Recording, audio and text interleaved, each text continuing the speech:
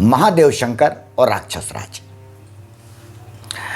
एक बार महादेव शंकर और माता पार्वती विमान पर बैठकर कैलाश से भ्रमण को निकले। वो क्या देखते हैं कि नीचे एक छोटे बच्चे की रोने की उन्हें आवाज़ सुनाई देती है। वो विमान को उस दिशा की ओर ले जाते हैं। यह आवाज़ जो थी, उन्होंने देखा कि ये तो मंदराचल पर्वत के समीप से आ रही है। महादेव विमान को बच्चे के समीप नीचे भूमि पर ले आए। उन्हें उस स्थान पर बालक के सिवा कोई और नहीं देखा, तो उन्होंने माता पार्वती ने उस बालक को अपनी गोद में उठा लिया। महादेव ने कहा कि यह तो विद्युत केस का बेटा है।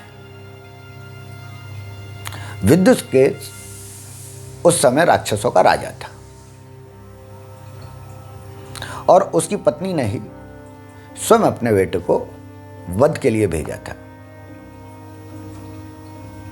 जैसैनिकों ने उसे मरने के लिए फेंक दिया था, लेकिन विधि का विधान, महादेव शंकर और पार्वती उस बच्चे को बचाने आ गए।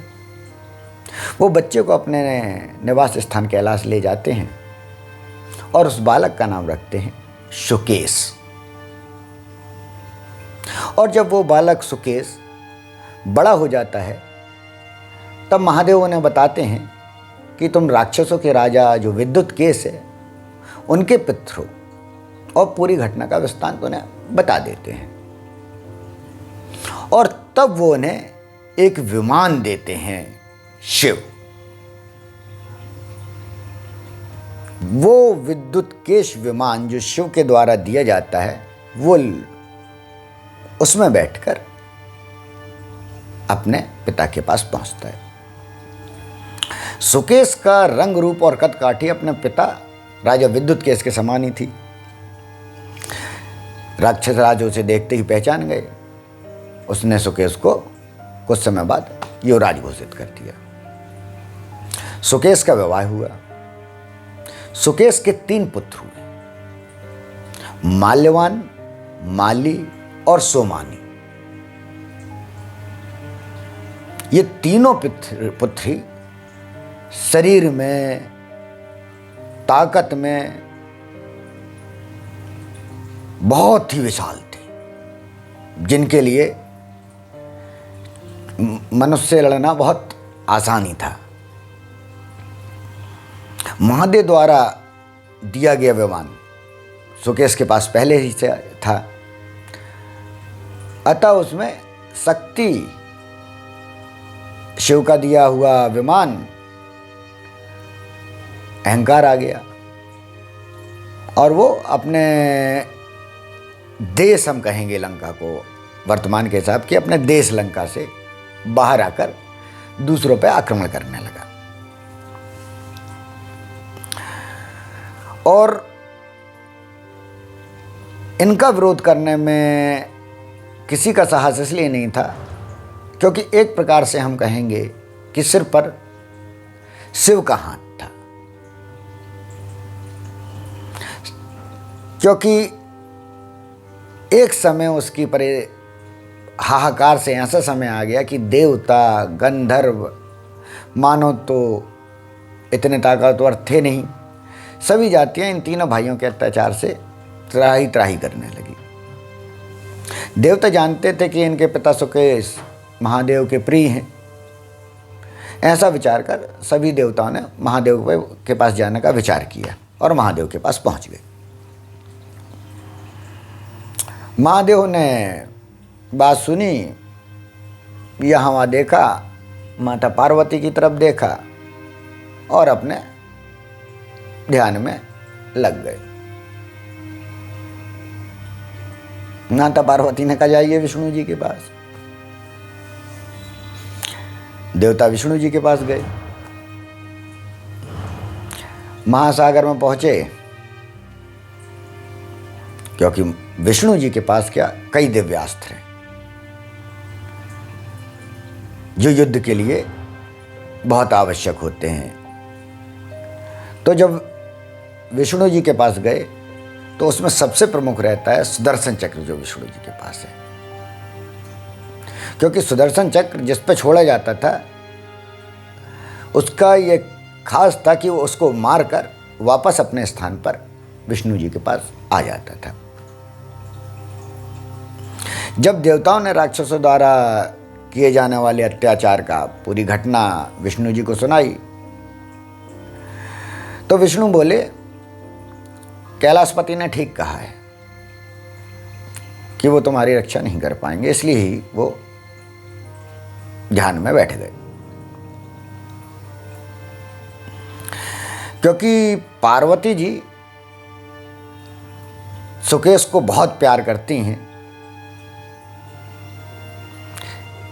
इसलिए सुकेश के जो तीनों पुत्र हैं वो भी उन्हें प्रिय है। अतः मैं ही आप सबकी रक्षा करूंगा। इस प्रकार कहकर विष्णु जी देवताओं के साथ उन पर आक्रमण के लिए चल दिए। राक्षस संख्या में बहुत अधिक थे, पर विष्णु जी के पास दिव्यास्त्र थे। उससे शरीर राक्षसों के काटने लगे। दिव्यास्त्र सबसे बड़ा सुदर्शन चक्र, वो राक्षसों को काटने लगा। राक्षस भूमि पर गिरने लगे। अपने साथी राक्षसों को मारते देख राक्षस दक्षिण की तरफ भाग निकले और अपनी लंका नगरी को लौट आए। उन्होंने कहा, भाई वहीं पहुंचो जहां हमारा राज है, वहां कोई आ नहीं सकता है। उन्होंने अपना विष्णु जी ने सुदर्शन चक्र छोड़कर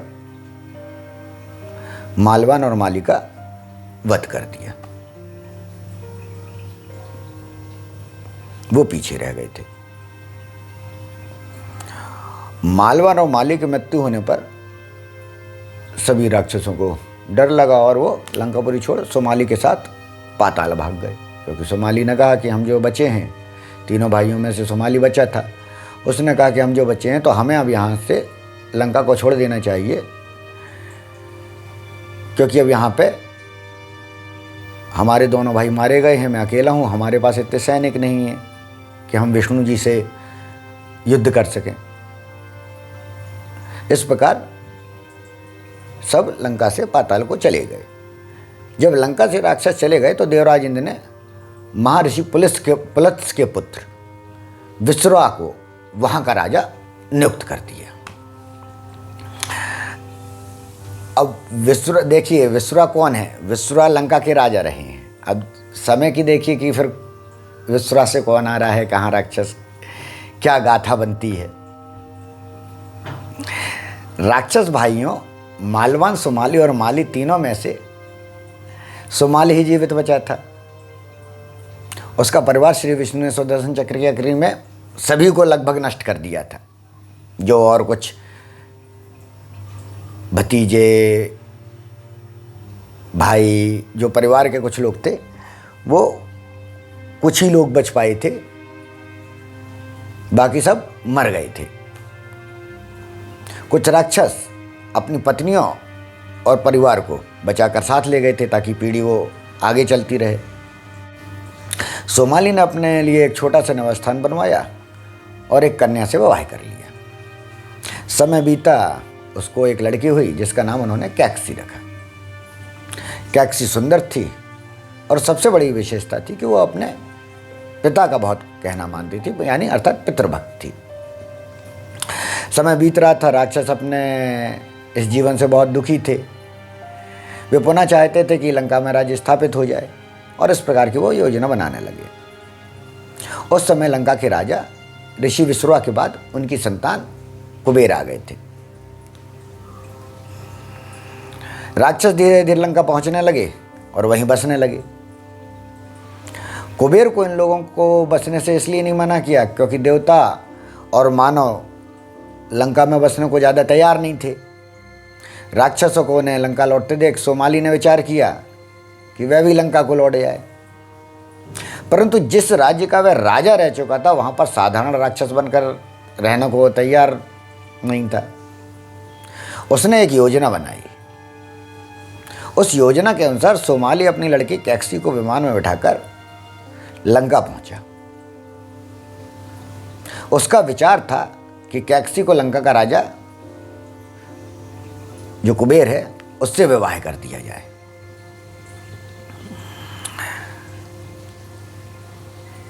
कुबेर अति सुंदर तेजस्वी थे, उनकी जो पत्नी थी वो भी एक देवकन्या थी जो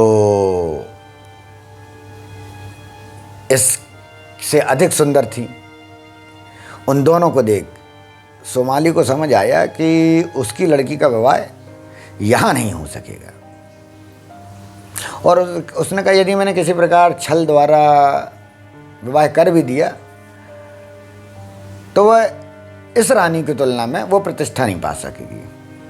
अतः उसने अपनी योजना बदल दी और विचार किया कि यदि राजा कुबेर के पिता ऋषि विश्वा के साथ अपनी पुत्री का विवाह कर दिया जाए तो उनसे होने वाली क्षत्रिय संतान द्वारा लंका पर अधिकार जमाया जा सकता है, ब्राह्मण संतान द्वारा लंका पर अधिकार जमाया जा सकता है। ऐसा विचार कर सोमाली विमान पर बैठ गया और उस स्थान पर गया जहां ऋषि विश्वा का आश्रम था। ऋषि विश्वा का आश्रम हिमालय की तलहटी में देवलोक की सीमा से लगा हुआ था। उन्होंने विमान खड़ा किया और अकेले ही बेटी को छोड़कर ऋषि विश्वा को शांति से चुपचाप देखने, उसने कहा देखता हूं, देखने चला गया। ऋषि एक वृक्ष के नीचे आसन लगाए अपना स्वाध्याय पाठन कर रहे थे, ध्यान।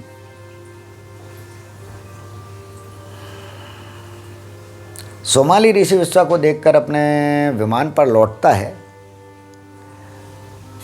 और कैक्सी से बोलता है, जो उसकी पुत्री है कैक्सी से बोलता है, कैक्सी यहां एक अति तेजस्वी ऋषि रहते हैं जो स्वयं के योग बल द्वारा महातेजस्वी ऋषि बन गए हैं, और उनकी पहली पत्नी एडवेरा से एक पुत्र भी है।